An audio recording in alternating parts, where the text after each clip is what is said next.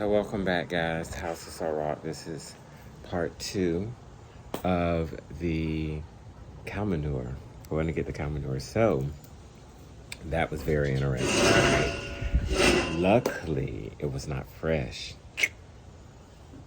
Very excited about that. It is freaking ready to plant, right? So I'll show you. Sorry. I'm not a professional. So here, move Oreo. So this is the fresh cow manure. This is what I got today, right? Well, it's not fresh. It's been there for a while. It's broken down. That's ready to plant, right? That is gorgeous, gorgeous soil. Let me grab some of it so you can see it. Look at that dirt. It's beautiful. That's ready to plant in, right? So, and I also came back with some wonderful vines. I'm gonna grab one and put it up here by me. Sorry.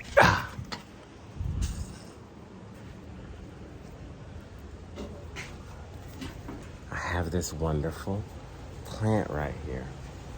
This wonderful plant. Guess what it is? It's Japanese plum. Oh my God. I came back with several of those. I have like 6 or 7 of them. So it wasn't fresh, which is great, right? And the guy, we got 4 of those tubs full of good, ready to plant dirt, right? So when we went out there, he was like, oh, we have more. You just let me know. I'll haul some more. He had a front loader or a backhoe, and he had scooped some of it up in the bucket and brought it up there and just dropped it. It was gorgeous. Oh my God, it was so gorgeous. He said, you can come back and get as much of it as you want. Just call me, let me know.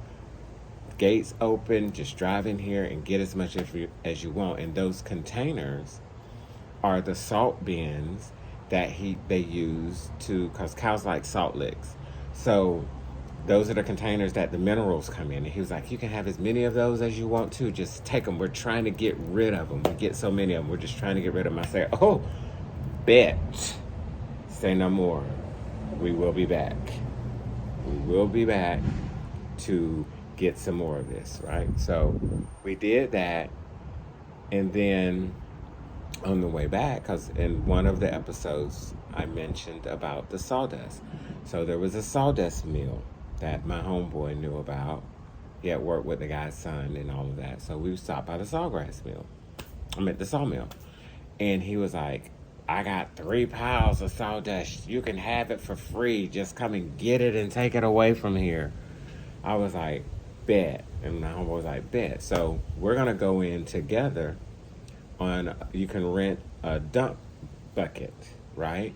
So we're gonna go in together, rent the dump bucket, and go out, have it filled up with that dirt, bring a load here to my house, dump it, take a load to his house, dump it, get 2 loads of that dirt so we can keep it covered up, and you have it on hand, you got it in bulk, you don't have to go to these big box stores, right? Go to the sawmill, get the sawdust, and do the same thing with sawdust and dump it and have it on hand so you can scape out how you need to scape out, right? So it ended up being a really, really good day. But it changed the plan for how I'm gonna utilize it in the garden, right? So because it's not fresh and I don't need to till it into the bed and let it sit, the great thing is now I can just put some in each hole when I plant my seeds. So I got dirt to start them in, good dirt to start them in. Then when I transplant them, I can put a little more in the hole, and then I can fill around it, and that should give a great yield for this year for fruits and vegetables. Oh my God, it's such a beautiful find. So, and I may not even have to use the newspaper under the sawdust because the sawdust is so fine, it's going to pack Grass is not going to grow in that. And it's going to absorb moisture and maintain the moisture in my bed. So, working with nature. And that's what Ifa is about, right? Ifa is all about working with nature. It's all about nature, right? Ako, O-K-O, Ako is the Orisha of earth, right? So Ako has blessed me with many blessings today. And I'm very excited about that, and I'm very thankful for that. And it's just been a beautiful day. I didn't expect to come back with all of these great finds that I came back with. See, that's the grass that the cows like to eat. That's that, can't remember what kind of grass this is called, but it's the grass that cows like to eat. And if it get in your yard, you're in trouble. I mean, it's hard. Bahalia grass. I think it's something like Bahalia grass or something like that. This stuff is ruthless. But yeah, so it was a good day today. I came back. I transplanted the Japanese plum trees. I got 1, 2, 3, 4, 5, 6, 7. I got 8 Japanese plum trees for free. You can't beat that. I love my bubble cup. Cheers to that.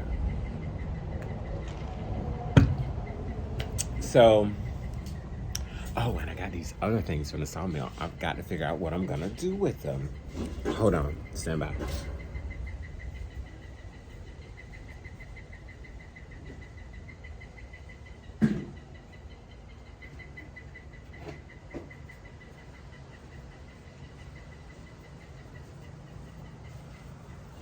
Look at this wonderful piece of wood, right? I could make a charcuterie board out of this. It's beautiful. Oh my God, it's so beautiful. I'm gonna let it dry a little bit more, and I could make a charcuterie board out of this. I would just have to sand it down and smooth it out, of course, and get me some shellac and shellac it. And now I have a charcuterie board. And I got 2 of them. The other one is bigger than this one. And he was like, you can have as many of them as you want. When my saw go through there, they chip off that end piece right there. And then, we are playing it down and da-da-da-da-da. And I'm like, I don't know nothing about no saw and no trees. But I'm listening, right? Because it's an older gentleman, and the elders are transitioning on, right? And we need to have these skills because they're taking these skills with us. When an elder passes, it's the equivalent of an entire library burning to the ground, because that person has all of those years of knowledge and experience in their brain that they take with them, especially if no one's listening, right? So we need to listen to our elders. But look at this piece of wood. It is absolutely gorgeous, and it's thick. Like, it's not a thin piece of wood. I love it. It's gorgeous. I'm so ready to work with this. Oh my God. Let me put that over there. So, it was a great day. And my friend, homeboy, his mother is Thai. So she sent me back with all kinds of herbs, the Japanese plum tree. I got to figure out what this herb is. I don't know what this herb is, so I've got to download an app that I can take a picture of the leaf and identify what it is. But she uses it for cooking fish and different Thai dishes. And she's like, come back, I have a wild garden, a wild vegetable and herb garden. And she's got like wild garlic and sour grass and lemongrass. And I'm like, oh my God, I'll be back for sure. Mulberry bush, oh my God, those mulberries, I'm so gonna make some jelly out of that. I'm gonna do that. But you got to get there before the birds, because the birds will mess that tree up. They will eat every mulberry on that tree. I